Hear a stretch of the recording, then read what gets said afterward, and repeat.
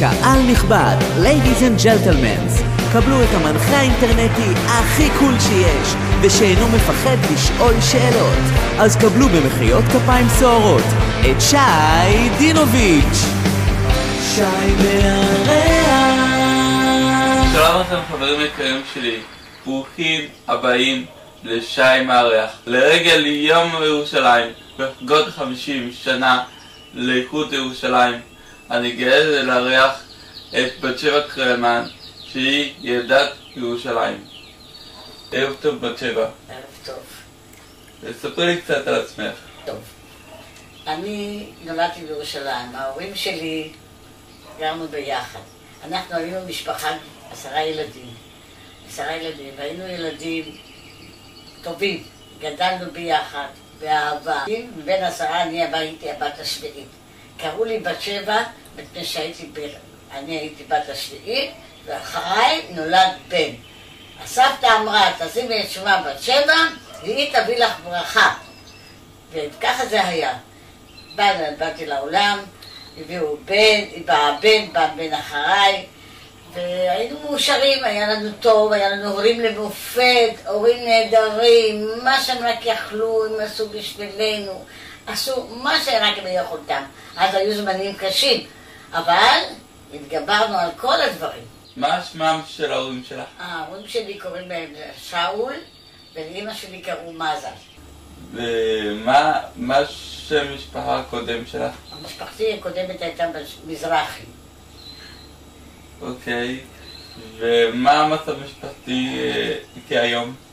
משפחתי היום אני הייתי נשואה לחיים, יש לי 3 בנות, דרורה, נורית ומיכל,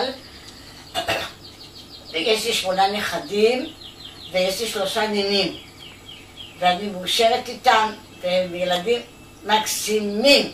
אוקיי, איזו שפה דיברו בבית? בבית דיברנו ערבית, עברית, ואבא ואמא דיברו פרסית. למה? מפני שהם רצו לדבר ביניהם את השפה שאנחנו לא נבין. לכן עד היום אנחנו לא מדברים את השפה. מבינים פה ושם, אבל לא ממש. אוקיי. איזה בית ספר למדת? למדתי בבית ספר דתי שקוראים לו אוהל משה. זה השם מנטיפיורי, השם הבית ספר הזה. זה היה בלי בנים, רק בנות. בית ספר דתי היה. אבל היה בית ספר טוב, למדנו והכל היה בסדר, לא הייתה שום בעיה מבחינת דת, הכל היה בסדר. אוקיי. איזה זיכרונות יש לך מהילדות? מהילדות, טוב. הילדות יש לי זיכרונות ככה. היינו בבית עם ההורים, כי לא היה לנו הרבה מקום, היינו משפחה גדולה. היה חדר שאחד הבנות הגדולות ישנו, ואני והעוד הקטנים ישנו בחדר עם ההורים, וכך גדלנו. אבל מה? היינו גרים במקום טוב, היינו יורדים למטה, הייתי משחקת עם קופצים בחבל, והיינו משחקים ב5 בנים, והיינו, אחד שם על הראש, אני לוקחת את זה, מישהי מהגב שהייתה יו יו יו יו יו יו, הייתי עושה לה, היינו משחקים, היה לנו משחקים למטה, לא היה לנו בחצר, היינו יורדים למטה ומשחקים. ויש עוד הרבה דברים, אבל קשה את כולם לספר אותם. אוקיי, היית בתנועות נוער? כן, הייתי בתנועת נוער, הייתי כמה בתנועות נוער, אבל על הזמן. הייתי ככה. הייתי בשומר הצעיר, בכל מקום הייתי קצת, הייתי בשומר הצעיר, הייתי בביתר, הייתי בבני עקיבא, הייתי בנוער העובד, כל מקום הייתי קצת, ככה בחנתי את כל המקומות, לראות איך הם בכלל, אם כדאי לי להיות בית"ריסטית, אם כדאי היה להיות מנוער העובד, או שומר הצעיר, וככה זה גלק לשנות נוער. אוקיי, שהיית בת 13. כן. הוכרזה מדינת ישראל.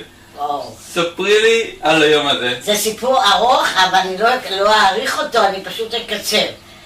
ככה, כשהגיעה מדינת ישראל, ראש הממשלה היה דוד בן גוריון. בן גוריון הכריז באותו יום על הקמת מדינת ישראל. כמובן שכולם היו מאושרים ושמחים. מה עשינו? כולם לקחו את הרגליים והתחילו לרוץ ברחוב יפו, זה היה מקום גדול, מקום ענק, ברחוב יפו, כן, ברחוב יפו.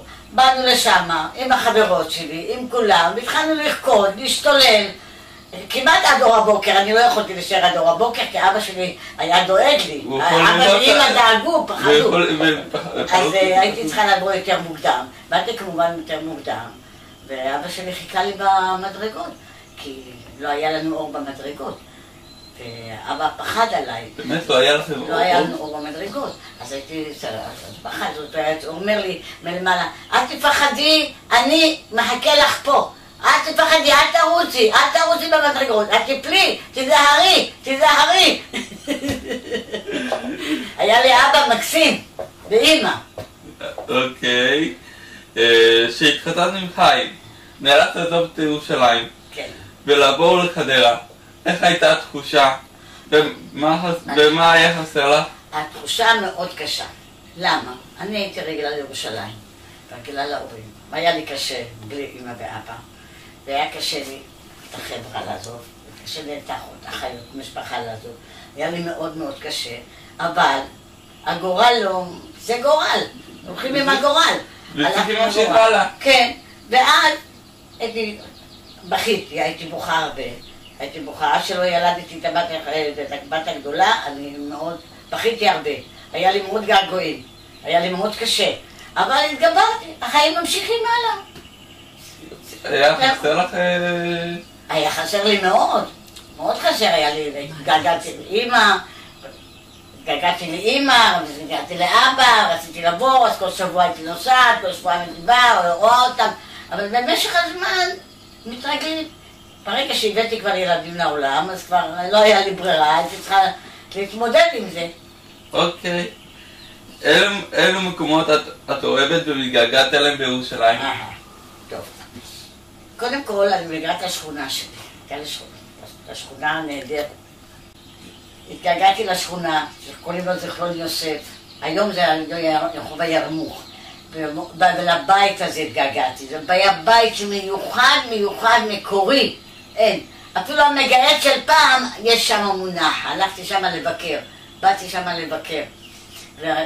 בשכונה. והילדים.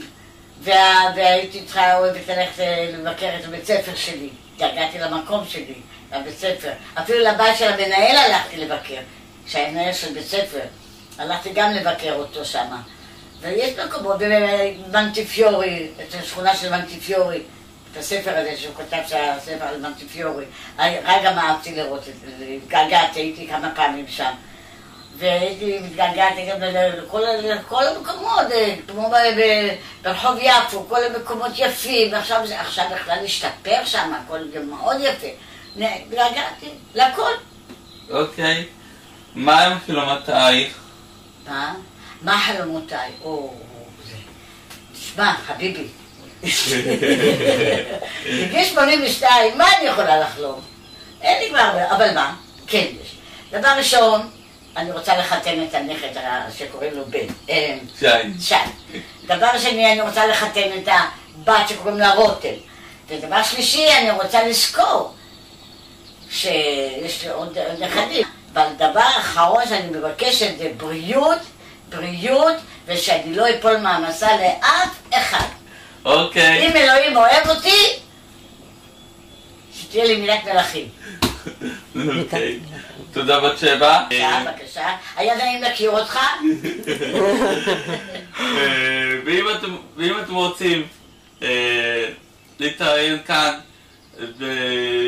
אם יש לכם סיפור מעניין, אז הטלפון שישב על המסך 052-58-444-54. ושוב תודה לכם ותודה בת שבע, ואנחנו נתראה כאן בתוכנית הבאה. תודה רבה. שיהיה לכם לילה טוב ולהתראות. להתראות, תודה רבה.